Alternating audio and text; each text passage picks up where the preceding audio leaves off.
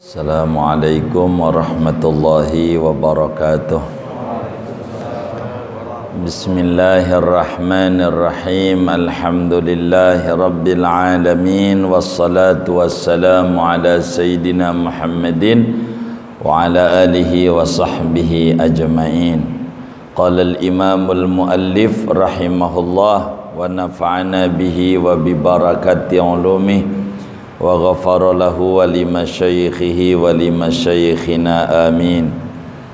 Fal wajibu 'alal 'abdi, ini ya, fal wajibu 'alal 'abdi an yasbira 'ala ma yusibuhu minasyiddati, maka adapun yang wajib atas seorang hamba an yasbira, yaitu bahwa sabar oleh si hamba, ala ma yusibuhu minasyiddati, atas apa yang menimpa oleh sesuatu akan dia daripada kesulitan hidup, wa ya'lama annama dafa'allahu anhu minal bala'i aksaru mimma asabahu, dan meyakini oleh si hamba akan bahwa apa-apa yang telah menolak oleh Allah dari si hamba daripada bala,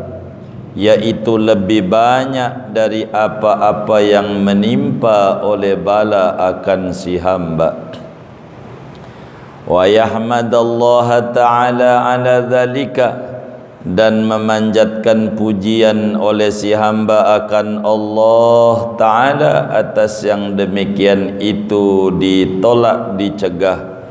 Wa yanbaghi lil 'abdi an yaqtadiya bi nabiyhi sallallahu alaihi wasallam, dan seyogianya bagi hamba oleh bahwa mentauladani si hamba kepada nabinya, yakni Nabi Muhammad sallallahu alaihi wasallam, wa yanzura ila sabrihi ala adzal musyrikin, dan memandang ia kepada sabarnya baginda Nabi atas gangguan orang-orang musyrik. Sudah apa terus? Sudah. Baik, wallahu a'lam bissawab. Segini terusin Nawawi. Sudah dulu, baik. Dijelasin nggak ini begitu? Nggak usah ya. Simpulin aja ini kesimpulan kemarin. Hah? Baik, kalau dijelasin segini aja nih. Mudah-mudahan cukup waktu kita terusin. Hadirin sekalian yang mulia, setelah kita mengkaji dari awal bab tentang pentingnya sabar menghadapi cobaan dan kesulitan hidup, dari beberapa hadis-hadisnya baginda kita Nabi besar Muhammad sallallahu alaihi wa alihi wa sahbihi wasallam, betapa pentingnya sabar, pahala sabar sudah kita pelajari. Maka kata pengarang kitab Tanbihul Ghafilin, yakni al-Imam al-Faqih Abil Lais As-Samarqandi, sesudah kita mengkaji beberapa kalamnya Rasulullah tentang penting fadilah, manfaat, buah daripada kesabaran, apa yang harus kita lakukan sebagai hamba setelah mengkaji ganjaran sabar besar. Ujian yang menimpa bukan karena Allah menghina kita, tapi karena Allah punya kehendak lain yang lebih bagus kepada kita sebagai hambanya. Maka kata Imam Abu Lais, ada beberapa catatan yang harus difahami oleh kita sebagai umatnya Nabi Muhammad sallallahu alaihi wasallam dan sebagai hambanya Allah.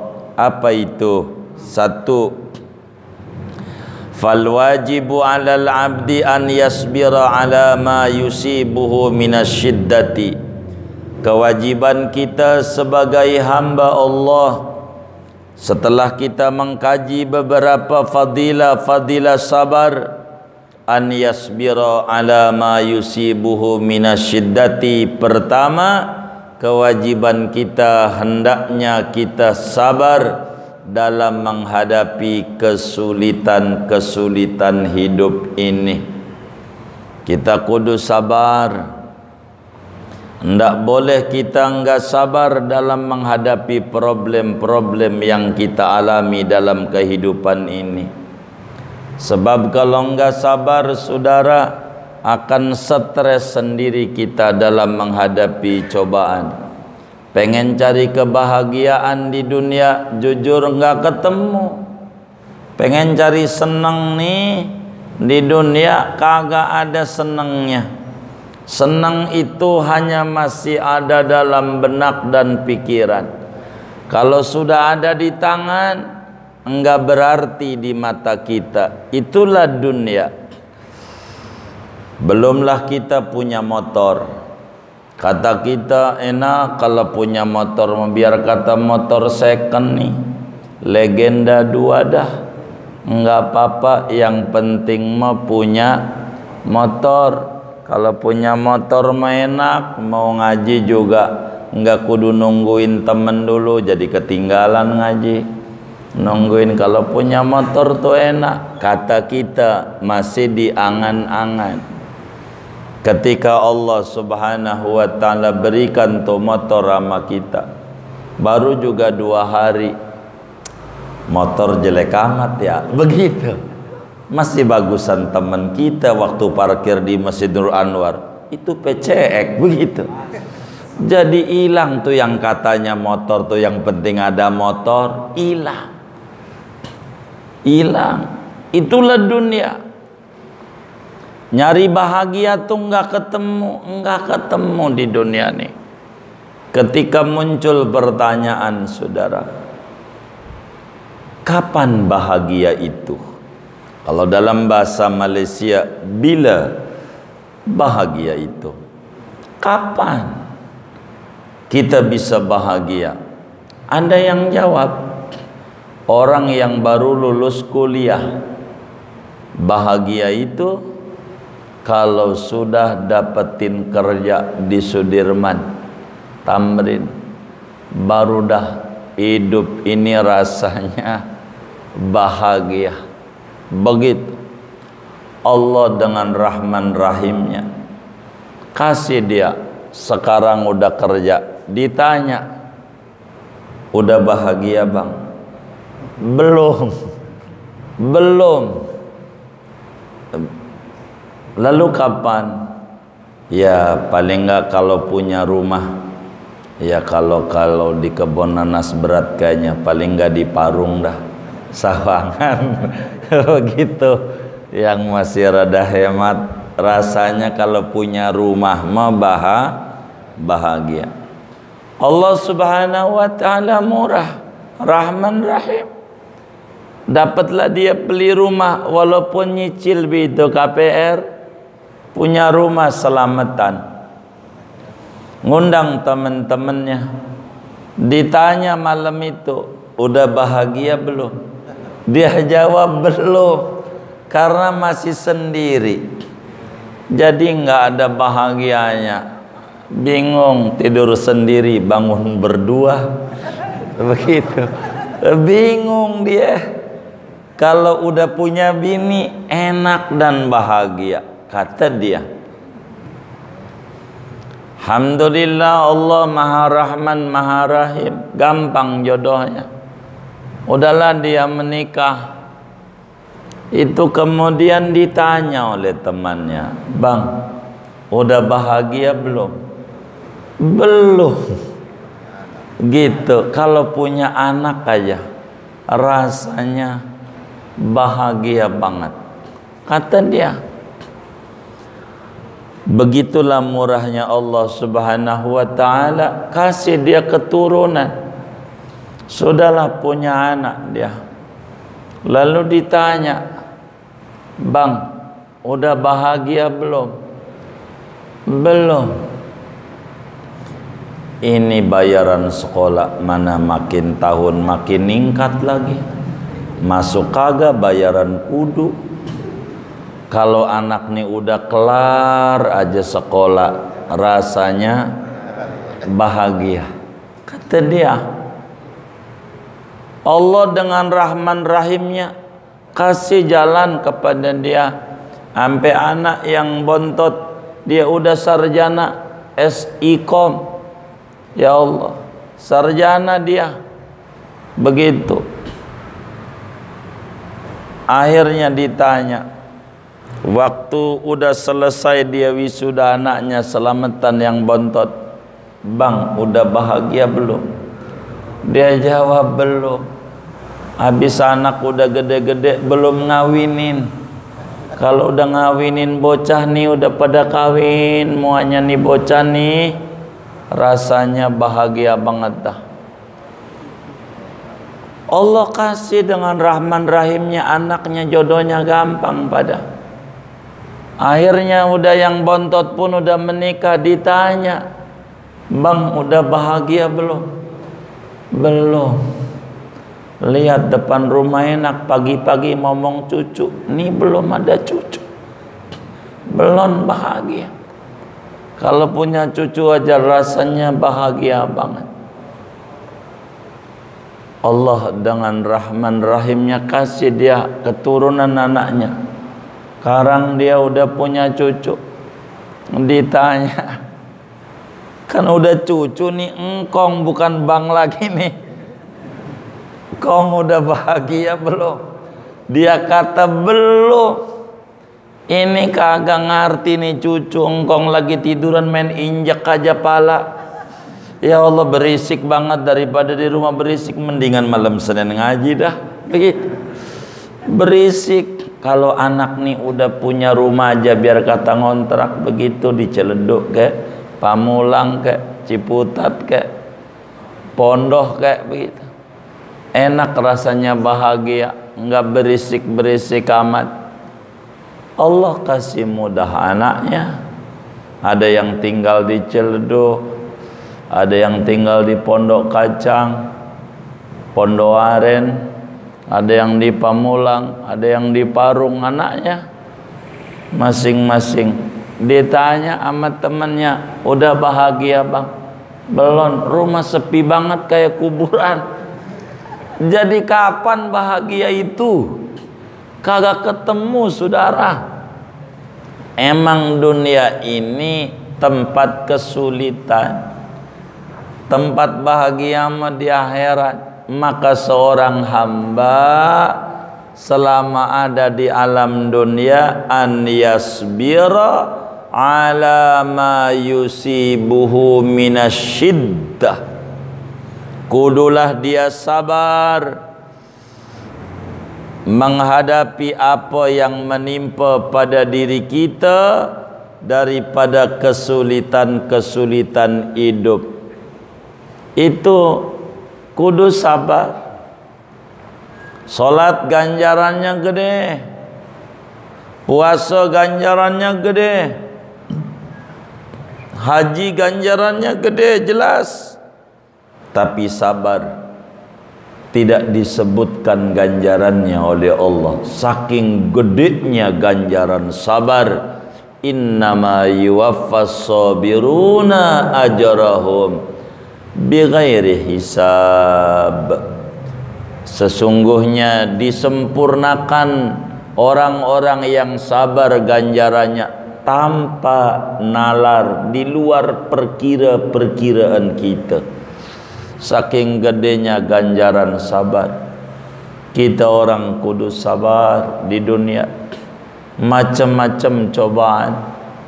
Ada yang dicoba dengan anaknya, ada yang dicoba dengan bininya, ada yang dicoba dengan temannya, macam-macam. Kalaulah kita kumpul dengan teman kita berdua, yang muncul yang ini ngeluh, yang ini ngeluh. Karena memang dunia tempat cobaan. Ini dunia negeri coba, ndak bisa. Maka jiwa kita kudu diberikan ketenangan dengan sabar. Caranya, jangan merasa diri kita doang yang terpukul keluar dari rumah kita. Masih banyak orang yang nggak punya rumah, meski kita rumah kecil ngontrak masih ada rumah. Ada orang yang tidak mampu untuk ngontrak, sehingga kita muncul rasa syukur atas apa yang ada. Biar kata kita sakit, kita masih hidup. Masih banyak orang yang nggak pakai sakit meninggal dunia. Jadi kita harus diolah jiwa kita supaya kita sabar. Cobaan yang menimpa kita kalau mau jujur tidak seberat cobaan yang menimpa orang-orang dahulu yang soleh-soleh. Kita nggak ada cobaan yang menimpa seperti apa yang menimpa mereka, tapi kita dididik untuk menjadi pribadi yang sabar. Kedua, kewajiban kita seorang hamba kudu yakin seyakin-yakinnya, wa ya'lama annama dafa'allahu anhu minal bala aksaru mimma asabah. Sebagai hamba kudu tertanam di dalam hati sanubari kita sebuah keyakinan apa? Bahwa cobaan yang dicegah, yang dihindarkan oleh Allah untuk menimpa kita, cobaan yang Allah jauhkan itu lebih banyak dibanding cobaan yang menimpa kepada kita. Sepertilah kayak wabah kayak begini. Biar kata kita ini udah 2 tahun, kos-kosan kosong, kontrakan juga kosong. Begitu usaha menurun, kata kita, coba kita renungi yang Allah hindarkan dari kita banyak. Satu, kita masih hidup sampai ini malam. Alhamdulillah. Hidup nggak ini? Saya ngeri yang diem-diem nih mati, jangan-jangan. Hidup enggak? Hidup. Alhamdulillah. 2, sehat. Kita sehat enggak? Sehat, alhamdulillah. Banyak orang yang tinggal di rumah sakit, kita enggak. Begitu. 3, kita masih enak makan sampai nih hari. Begitu. Ngopi masih enak, kopi Thailand masih suka, masih sampai hari ini. Ya Allah, ada yang kopi gayo, ada macam-macam deh. Ya Allah, dari Sabang sampai Merauke itu apa aja masih enak. Makan nasi uduk masih enak, nasi ulam, ya Allah, ketupat laksa kampung kecil masih enak, ya Allah, masih enak. Sampai sekarang mau ngapain lagi? Makan masih 3 kali, itu di luar bakso, di luar mie ayam, luar siomay, belum tuh duren di Kimia Farma, tahu nggak? Ya Allah, begitu. Masih banyak kebaikan Allah, terus mau apa? Sampai sekarang kalau mau jujur, banyak kalau kita ngobrol sama orang yang lebih parah dari kita. Taufik kurang sehat, moga cepat sehat dia. Itu Taufik tuh sering berteman dengan kita, ketemu ngadepin orang banyak, ketemu lagi sama orang, kita tanya di mana dia, nggak ada, ternyata habis masuk rumah sakit jam majelis. Ada kesempatan waktu saya mampir, Taufik nyengir aja pulang, kata dia habis kemo dari Harapan Kita menelan biaya 300 juta, habis berobat nih orang. Begitu dia dongeng, pulang tuh di mobil, alhamdulillah guru, apaan Fik, saya udah dibagi duit sama Allah 300 juta. Begitu, nggak perlu pakai buang-buang duit, kasih sehat. Begitu, bisa begitu tuh. Banyak nih pandemi begini nih, saya nggak paham sama teman-teman Nurul Anwar. Bisa ngacung kalau sumpamanya ada. Di antara yang ketemu dengan saya ini, di antara teman-teman majelis, yang terbesar dari dampak wabah ini, usaha dia minus 75 miliar. Ini dari teman-teman majelis. Ada nggak yang hadir nih ampe kerugian duit 75 miliar? Saya mau tanya nih yang hadir nih, ada nggak? Enggak ada. Alhamdulillah. Kita kan nggak kayak gitu-gitu amat. Masih hidup, sehat. Gitu. Emang 175 miliar orang semira juga gak ada duit kita, kata gitu. Itu begitu. Itu begitu. Kalau yang 5 miliar tuh sabrak dah. Taufik tahu tuh si anu 10 miliar banyak dah. Tapi yang terbesar itu begitu. Tapi kata kita bilang, ayo bang, kita ke Syekh Sulaiman Barzah aja kan dekat dari rumah. Gurunya Mbah Holil Bangkalan, ziarah dajar. Ziarah baru terbuka, 75 miliar yang penting masih sehat guru. Tanah masih ada tuh di belakang bandara tuh, jual aja dah. Nah ketemu tuh. Kata dia ketemu tuh muncul.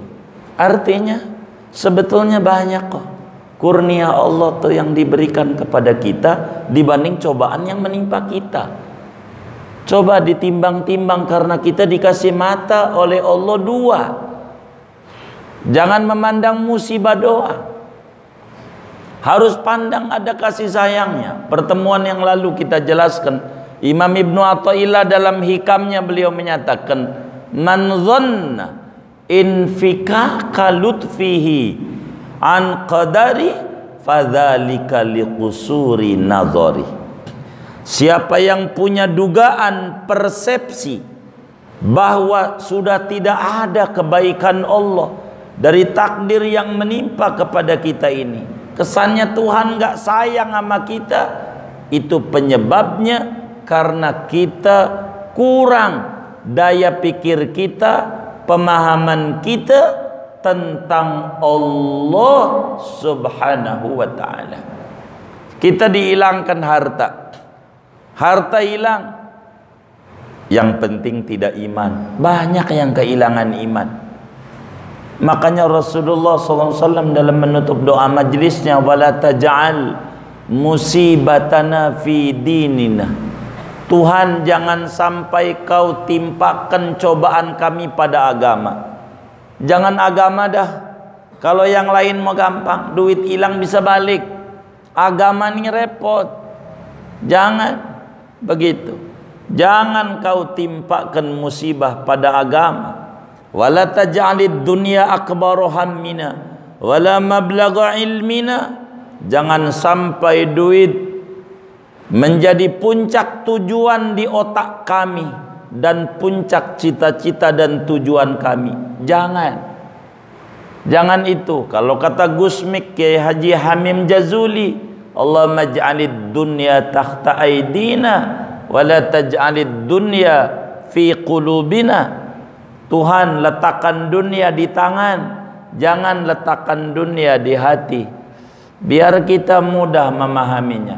Datang masuk biasa saja, supaya tidaklah stres di dalam kita menjalani hidup. Yakin cobaan yang menimpa kita tidak seberapa dibanding pertolongan Allah yang diberikan kepada kita. Sampai sekarang masih sehat, berapa banyak orang yang sampai nih malam ada di ruang ICU. Timbang itu dengan duit. Sampai sekarang kita masih enak makan, ya Allah, teman kita duit banyak, Masya Allah, duit banyak, masih di dunia udah sengsara. Ditawarin kopi, mau ngopi bang? Enggak, asam lambung. Mau makan daging kambing, darah tinggi. Mau makan daging sop iga, kolesterol. Mau makan duren, darah tinggi. Emping bang, asam urat. Di dunia barang-barang halal jadi haram. Sian banget, duit banyak, cuman nggak bisa menikmati dari semuanya. Ya Allah, nggak kayak petani. Kemarin dari Serang, lihat sawah tuh, makan di pematang sawah. Ya Allah, nasi doang sama sambal pakai daun pisang. Ya Allah, minum cuman teh tubruk, itu tahagnya. Sampai begitu dia, bisa dia nikmat banget. Banyak orang, ya Allah, duit banyak, rumah bagus gede, pakai AC, orang bisa tidur tiap malam gulang-guling. Kita ya Allah dikontrakan petakan kecil boro AC, kipas angin aja nggak kuat, nggak punya. Masya Allah tidur masih di ubin. Nikmat banget. Apa enggak itu nikmat dari Allah? Nikmat tak nih duha. Jangan memandang musibah doang dah.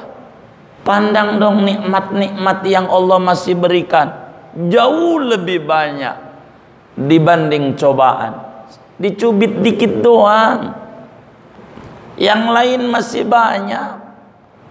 Jadi kita nggak usah dibikin stres. Dari dulu juga kita normal-normal saja usaha. Baru belakangan ini aja 2 tahunan ini terkendala begitu. Tapi kan alhamdulillah masih hidup, masih sehat. Jadi mengapa kita memandang musibah saja, tidak memandang pertolongan demi pertolongan Allah yang diberikan sampai ini malam? Oksigen kita hirup gratis. Boleh tanya tuh di samping Swadharma Raya begitu, yang jualan oksigen tuh berapa itu sebotolnya? Kalau sehari 3-4 botol kita beli, kita kan nggak gratis. Cuci darah berapa? Boleh tanyalah yang dekat begitu, Medika Permata Hijau, berapa biayanya? Kita gratis. Apa enggak ini nikmat juga dari Allah? Janganlah kita memandang musibah saja. Kalau kata teman kita, kalau kau tak punya sepatu, jangan bersedihlah. Masih punya kaki. Lihat yang tidak punya kaki. Jari aja nggak ada, gimana mau pakai sepatu? Kita alhamdulillah biar kagak punya sepatu, jari kita masih 5, masih kaki kiri 5, lengkap. Alhamdulillah. Ya Allah, teman kita kaki doang nih dipotong, bayar juga karena gula tuh, jempolnya dipotong, bayar. Ya Allah, itu ngilangin doang tuh. Kita alhamdulillah masih utuh. Syukuri, lakal hamdu ya Allah, lakal hamdu ya Rabbi, lakal hamdu ya hasbi ala hadhihi ni'mah. Begitulah kita tugasnya kepada Allah, memanjatkan puja-pujian. Kita kudu yakin cobaan yang dijauhkan menimpa kita lebih banyak dibanding cobaan yang menimpa kepada kita. Setidak-tidaknya andai bisnis rugi, istri kita sehat, anak-anak kita sehat, itu nikmat.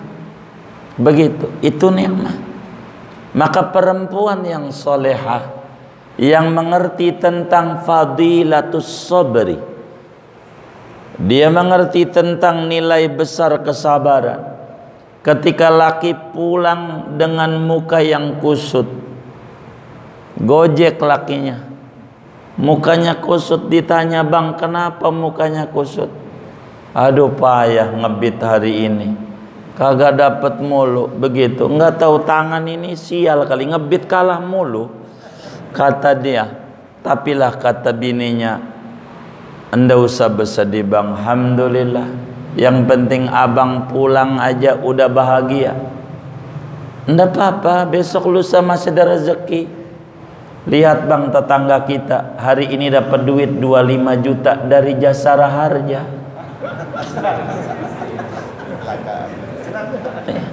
Alhamdulillah. Itu perempuan soleha. Tapi ada perempuan yang tidak soleha. Kenapa mukamu lu kusut bang? Orang dapat duit. Emang dasar lu mau laki bego, kagak bisa nyenengin bini, kagak bisa. Ada model kayak lu ini mepaya banget dah. Ada nggak yang bininya tukang ngomel begitu tuh? Enggak ada, alhamdulillah. Takut ada doa. Begitu. Ini perempuan soleh tuh mengerti tentang pentingnya sabar. Penting sabar. Ya sabar. Cobaan sebentarlah di dunia, tak lama.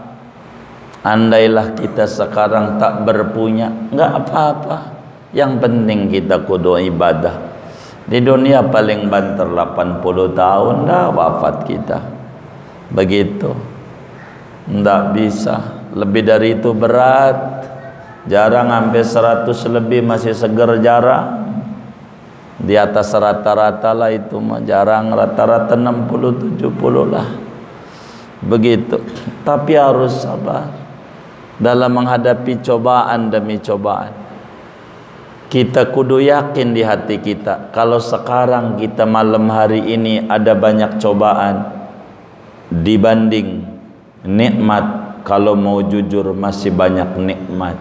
Masih banyak nikmat. Masih banyak nikmat. Sedikit saya mau cerita dari seorang sufi besar dari Sri Lanka. Namanya Muhyiddin, Syekh Muhyiddin. Ini sufi besar luar biasa, ulama dari Sri Lanka. Datang kepada beliau muridnya, "Guru, saya ini udah bosan hidup. Saya pengen minum racun saja. Rasanya cobaan demi cobaan bukan makin berakhir, makin meningkat. Rasanya saya pengen mati aja." Kata gurunya, "Janganlah, enggak usah begitu." "Enggak, saya pengen mati aja." Begitu, "Saya pengen mati." Karena sufi besar dituruti. Baik, dia masuk kamar, kasih air di botol. Ini botol, kasih. Amin, dia keluar dari kamarnya. "Muridku, karena memang kau udah bosan hidup, ini minum air 3 kali sehari, jangan dihabisin, pagi, siang, malam. Kalau kau udah minum 3 hari lagi mati." Kata gurunya. Dia kaget juga. Yang tadinya minta mati, loh, guru, ada orang mau bunuh diri dikasih. Dia bingung juga. Tapi karena udah kandungan frustasi. "Baik, bagaimana guru?" 3 kali, pagi, siang, malam.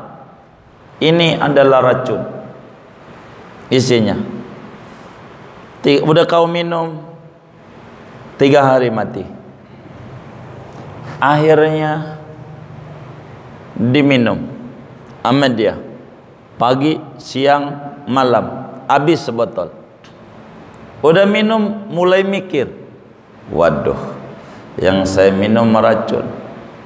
Udah ngitung, hari Minggu diminum, Senin, Selasa, Rebo, mati. Udah dibayangin. Dari itu mulai dia berubah, karena 3 hari lagi mati. Mulailah dia yang tadinya marah-marah sama anaknya, mulai dia tidak marah karena mau mati. Sebagai perpisahan terakhir. Anaknya bingung. Enggak biasa-biasanya babak, biasanya ngomel mulu, ini lembut suaranya. Jarang. Begitu anakku sayang, sini dikecup, dia mau sekolah. Begitu juga bininya, Masya Allah, di kantornya begitu. Biasanya yang namanya, aduh, karyawan, dari awal masuk Ragunan sampai ujung kesebut semua. Enggak ada yang enggak kesebut. Itu kagak ada. Bingung semua orang. Sampai jatuh di malam Rebo. Besok mau mati. Diciumin. Dia bininya lagi tidur tuh, enggak diganggu. Dikecup, dibisikin, "Maafin papa sayang." Anaknya begitu. Bininya bingung, ada apa ya? Sampai Rebo pagi, kagak mati. Kagak mati. Wow, kagak mati. Katanya 3 hari mati. Dohor, sampai akhirnya malam Kamis datang ke rumah gurunya. "Guru, saya ini udah tenangan.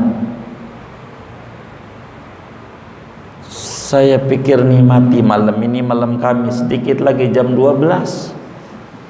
Saya mau mati. Guru, bagaimana racun yang udah masuk di badan saya yang saya udah minum?" Saya pengen hidup. Loh, katanya pengen mati. Enggak guru, saya pengen hidup.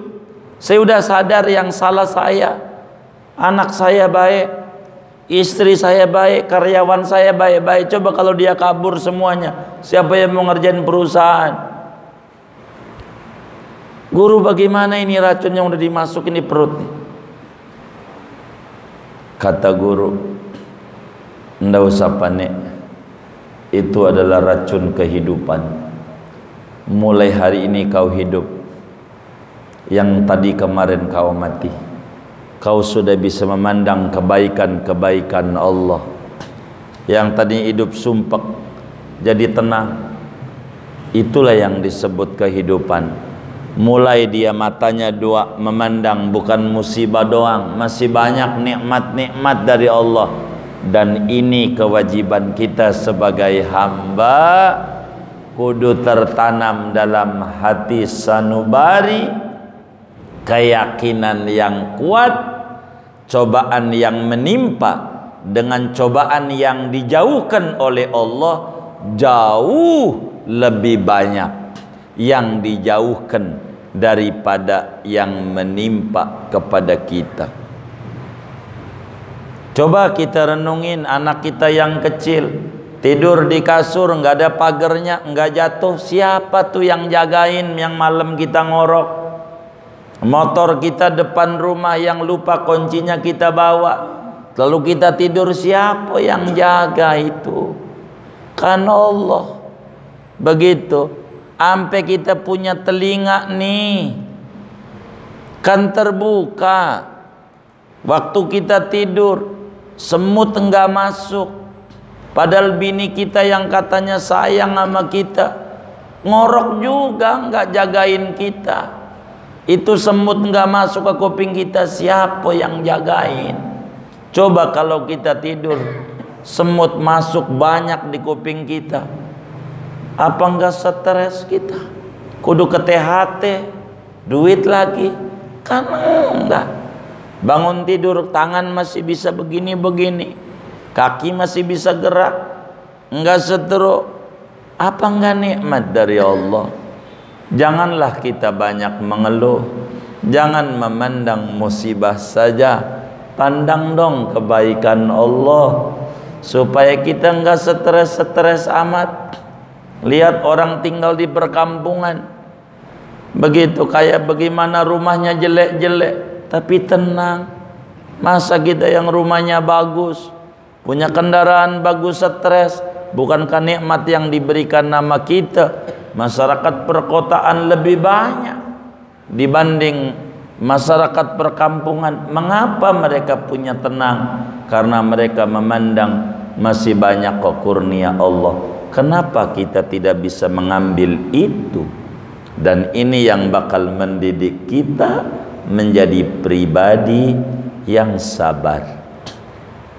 Jadi dua, wa ya'lama annama dafa'allahu anhu minal bala'i aksaru mimma asabah. Begitu. Ketiga, wa yahmadallaha ta'ala ala dhalik.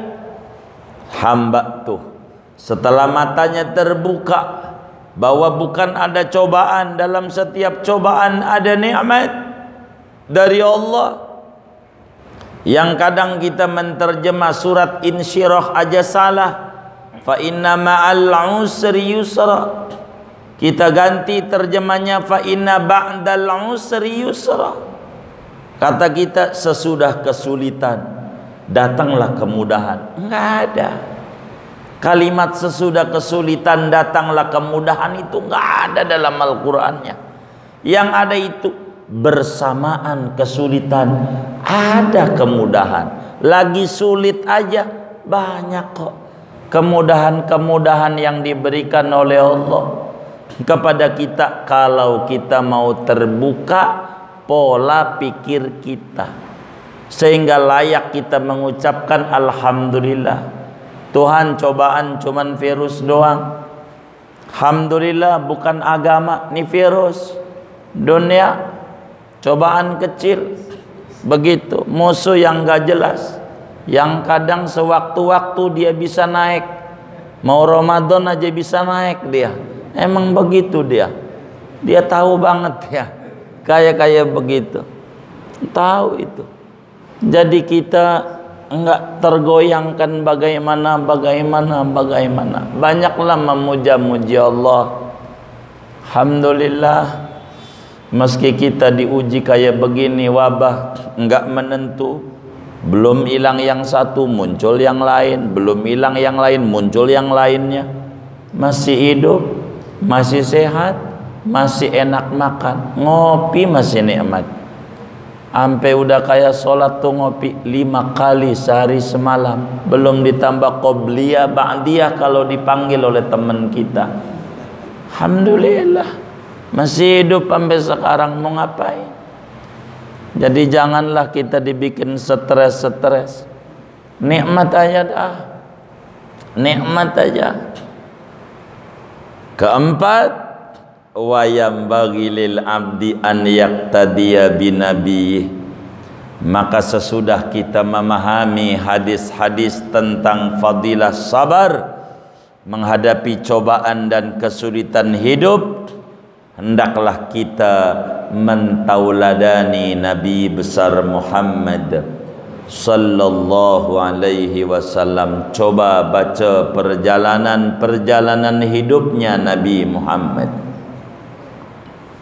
yang oleh pujangga Islam dinyatakan isbir likulli musibatin wa tajalladi wa'lam bi annal mar'a ghairu mukhalladi wa idza tusibka musibatun tushja biha fadhkur musabaka bin nabiyyi Muhammadi. Isbir, sabarlah Anda dalam menghadapi musibah, wa tajalladi, tegarlah Anda dalam menghadapi cobaan. Yakini tidak ada yang abadi di jagat raya ini. Ujian sebentar.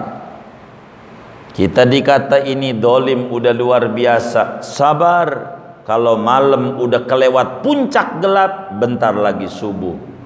Tenang, tenang. Begitulah kita.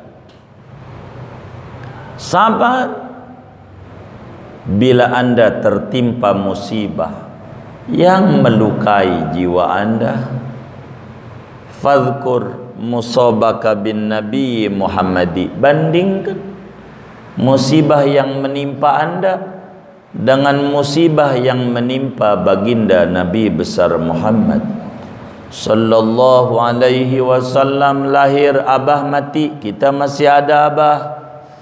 Umur 6 tahun ibu mati yatim piatu, kita ada abah ada ibu, ngalamin kasih sayang besar. Nabi hidup, ada yang lemparin kotoran unta, ada yang lemparin segala macam debu, ada lemparin batu. Nabi padahal kekasih Allah, akhlaknya baik, tidak ada dosa, enggak pernah berbuat maksiat dari kecil, akhlaknya mulia, kekasih Allah. Cobaan demi cobaan datang kepada Nabi, sampai terusir dari kampung halaman, tanah tumpah darah, Makkah Al-Mukarramah diusir oleh orang yang sebangsanya. Kita kan enggak. Kalau kita kan andai terusir karena mau kita, yang tadinya di Senayan minggir lagi ke Bayoran, dari Bayoran minggir lagi ke Pamulang, dari Pamulang minggir ke Parung, sampai Gunung Sindur, Sindur gunungnya lagi. Itu mau kita, bukan terusir, bukan. Kita nggak ada ngalamin kayak Nabi Muhammad. Coba saudara, ini Siti Khadijah wafat, anak 6, kudu ngurusin bocah-bocah 6. Mana kudu dakwah, kudu mana? Berhasil. Lihat Fatimah Zahra, Siti Fatimah yang lahir pada tanggal 20 Jumadil Akhir, Begitu.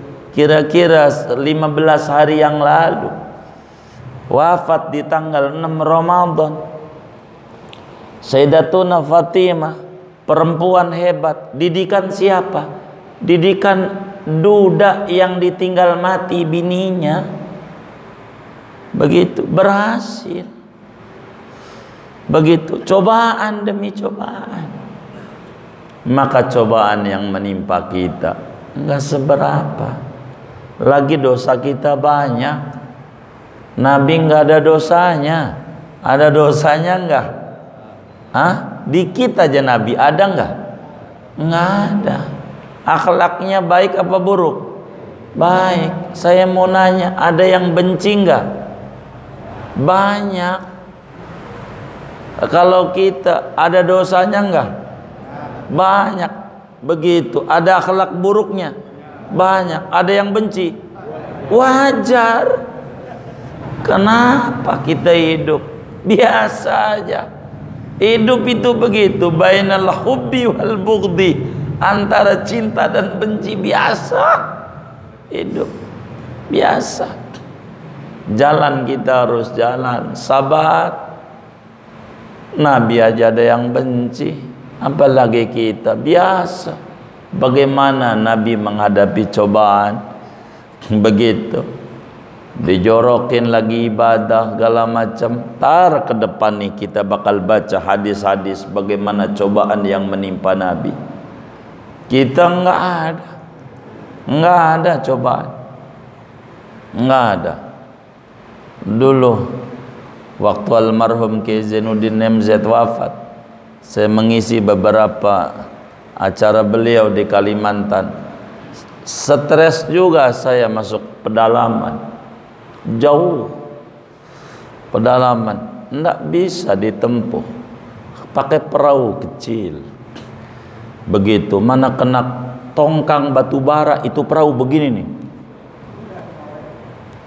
Jam 12 malam palempul di kali Sungai Mahakam, pinggirnya doang 80 meter, pinggirnya dalamnya lah, panjangnya dari ujung sini sampai Al-Falah, panjangnya kali. Jam 12 malam empal empul aja. Begitu. Begitu. Empal empul. Ya Allah, jam 12.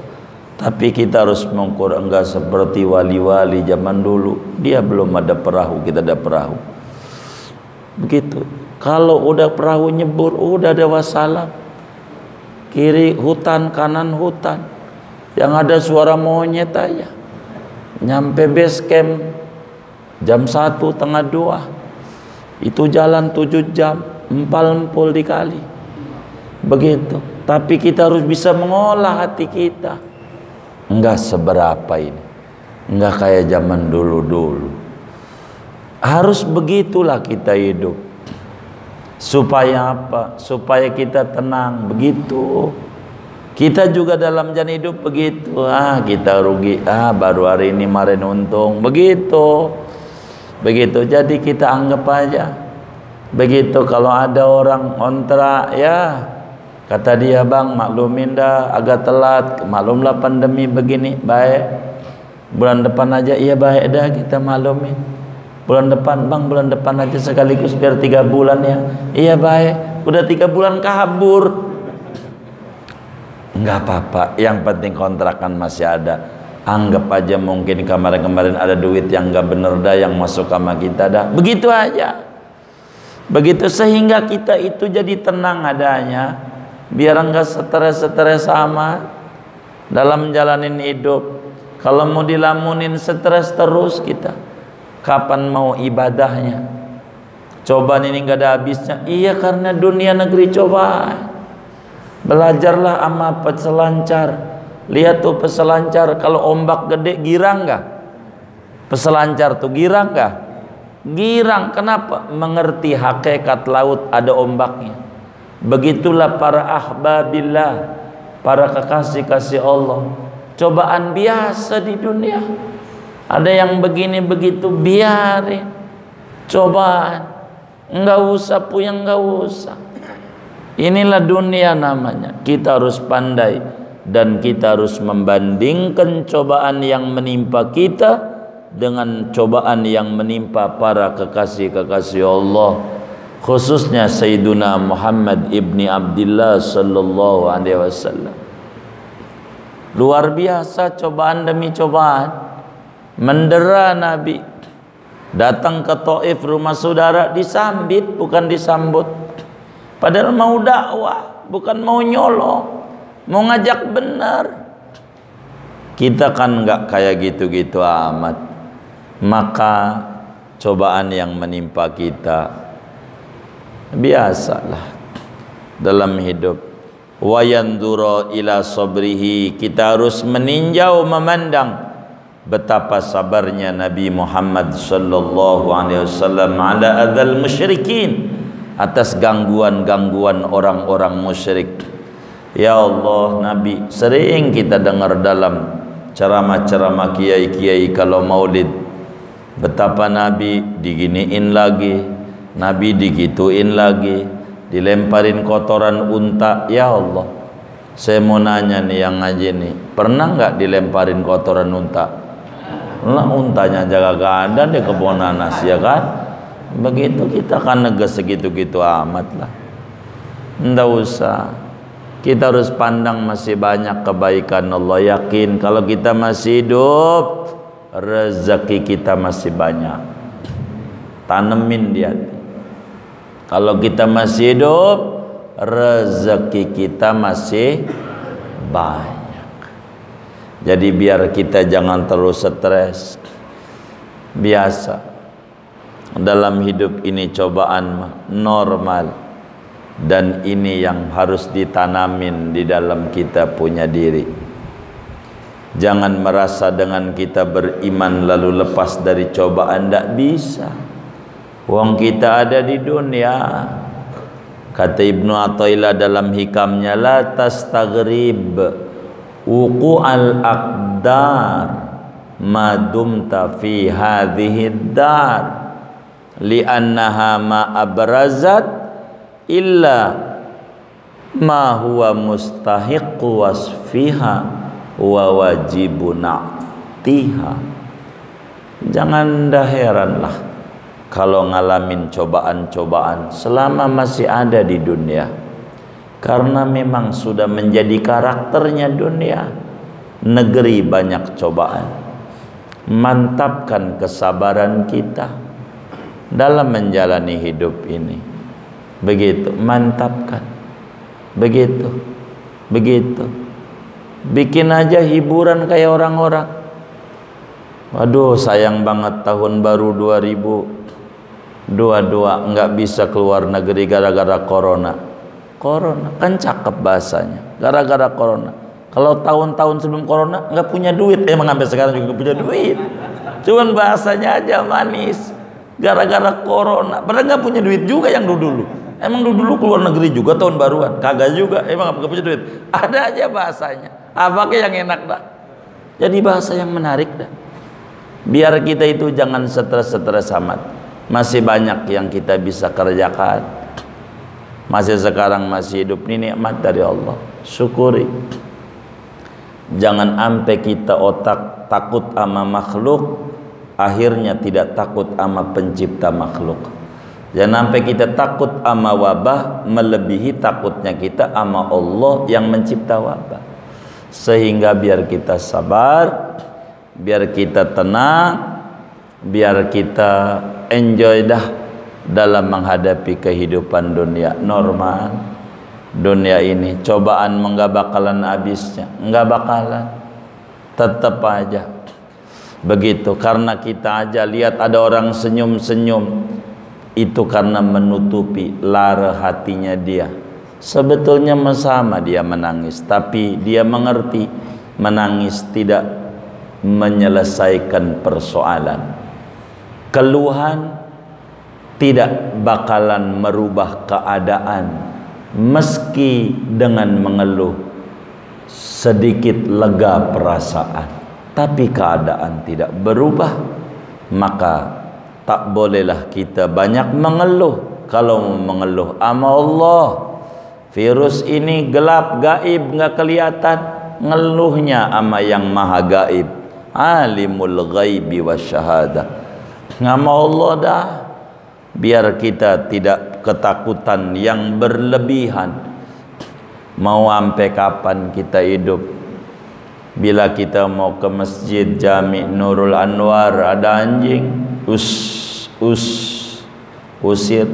Dohor, asar begitu, maghrib begitu, isya begitu, subuh begitu, capek kita, capek. Maka cara yang bijak, laporin aja sama yang punya dah. Bang, nih anjingmu ini ngeganggu banget sama saya ibadah, tolonglah dikurungin. Itu lebih enak di dalam kita menjalani hidup. Begitulah wabah nih makhluk. Muncullah corona, belum hilang kita usir. Muncul delta, belum hilang. Muncul omikron, belum hilang. Muncul florona, macam-macam. Mau sampai kapan ngurusin anjing-anjing kayak begitu? Kita harus balik ke Allah yang mencipta virus. Tangisi malam bersama-sama, munajat, taubat sama Allah. Kita bersama-sama, lebih-lebih sekarang bulan Rajab, bulan istighfar. Bahkan kita disuruh oleh Nabi maghrib subuh 70 kali kita membaca Rabbighfirli warhamni wa tub alayya. Untuk apa? Untuk membersihkan diri kita. Jangan-jangan wabah ini juga turun karena dosa kita terlalu banyak di mata Allah Subhanahu wa taala. Maka kita kudu mencontoh Nabi Muhammad yang tidak ada dosanya aja dapat cobaan dari Allah. Apalagilah kita yang banyak dosanya. Dengan kita mempelajari pri kehidupan Nabi, maka kita akan menjadi orang yang sabar. Duhai Allah, ternyata enggak seberapa cobaan yang menimpa saya setelah saya baca pri kehidupan Nabi ini. Bakalnya begitu. Padahal beliau orang soleh, enggak ada dosa, akhlaknya baik. Saya dosa melulu, akhlak buruknya banyak. Wajarlah dengan ada begini, tapi Tuhan masih banyak kasih nikmat. Sampai sekarang mata kita masih bisa melihat walaupun kurang memandang Al-Quran. Enggak buta kita. Apa enggak nikmat dari Allah? Telinga kita masih dengar suara-suara azan, suara pengajian. Banyak orang yang akhirnya telinganya tuli, gendang telinganya pecah dan seterusnya. Darah kita mengalir normal tanpa perlu dicuci, oksigen gratis. Ini harus dipandang sebagai kurnia dan nafahat rabbaniyah kepada kita, sehingga kita tidak jadi orang yang cengeng, gampang mengeluh, jelek-jelekin Allah, dianggap Allah kurang sayang, anggap Allah ngasih cobaan mulu sama kita. Padahal hari demi hari nikmat mulu. Bangkit wahai jiwa yang tidur. Saudara, jangan kita seperti anak ikan yang ada di kolam. Ketika mendengar ada orang mancing bawa anaknya, dia bilang kepada anaknya, anakku, kita harus jaga air. Sebab air ini adalah barang vital, sumber kehidupan buat kita. Kata sang ayah kepada anaknya, didengar oleh anak ikan yang ada di kolam. Oh, air itu adalah barang vital, sumber kehidupan.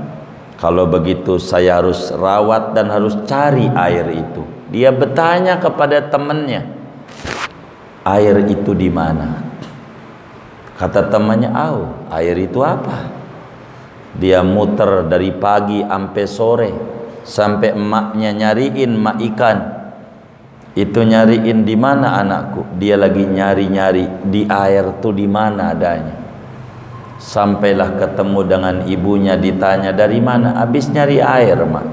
Kata orang tuh di atas, air barang vital, sumber kehidupan, harus dijaga dan dirawat. Air itu di mana? Maka sang ibu ikan berkata, anakku, sebetulnya dari dulu kau itu sudah ada di air. Dari dulu yang kau cari di mana-mana tuh air. Kau saja tidak sadar. Jangan sampai kita kayak anak ikan. Nikmat Tuhan itu mana? Padahal dari dulu sampai detik ini, hari demi hari yang kita lalui nikmat demi nikmat dari Allah. Gara-gara mata kita tertutup yang kita pandang cobaan demi cobaan, akhirnya lupa sebetulnya dari mulai melek mata sampai merem mata, nikmat demi nikmat yang Tuhan berikan kepada kita. Yang sabar, insya Allah kita akan diberikan kesuburan oleh Allah Subhanahu wa ta'ala. Coba dong pandang kita malam hari ini 40 tahun kita yang lalu. Dalam posisi apa kala itu? 40 tahun yang lalu, ini dari malam ini. Lagi apa kita? Sudah punya kontrakankah kita? Sudah punya rumahkah kita? Sudah punya motorkah kita? Kan belum punya apa-apa. Sekarang ada, biar kata butut motor. Apa bukan kurnia dari Allah? Berapa banyak yang sudah diberikan nama kita? Lalu pertanyaannya, sudah berapa yang kita setor sebagai syukur sama Allah? Ini yang harus kita bandingkan, supaya kita jangan banyak mengeluh, supaya kita bisa mencontoh dan mentauladani Habibuna Muhammad sallallahu alaihi wasallam, sehingga kita menyimpulkan cobaan ini begitu dikit dibanding perlakuan buruk saya kepada Allah. Cobaan ini tak seberapa dibanding kurnia Allah yang tak terhitung berapa banyak nikmat yang ada. Jangan sampai masuk pada ayat yang diulang-ulang pada surat Ar-Rahman, fabi ayyi ala'i rabbikuma tukadziban. Nikmat mana yang kita mau dustakan lagi? Bukankah nikmat demi nikmat begitu banyak? Karena itu dari belajar hadis-hadis yang sudah berlalu, ada 4 perkara yang harus muncul di kita biar tenang hidup kita. 1, kudus sabar menghadapi cobaan yang ada. 2, yakini cobaan yang menimpa terlalu sedikit dibanding cobaan berat yang dihindarkan oleh Allah menimpa kita. 3, kita kudu banyak bersyukur, memuji Allah dalam hidup dan kehidupan kita. Pada pertemuan yang lalu disampaikan, kalau yang enak ucapkan alhamdulillah ala kulli ni'mah, yang tidak enak ucapkan alhamdulillah ala kulli hal, sudah diterangkan. Dan yang keempat, kita harus banyak membaca peri kehidupan Nabi Muhammad sallallahu alaihi wasallam. Kita tauladani, kita contoh. Bukankah beliau adalah suri tauladan kita? Karena itu beliau sabar, kita pelan-pelan belajar untuk sabar. Insya Allah atas kesabaran kita, sabar dalam menjalankan ketaatan, sabar dalam menjauhkan maksiat, sabar dalam menghadapi cobaan. Kesabaran-kesabaran ini akan menghantarkan kita semua pada keluhuran darajat.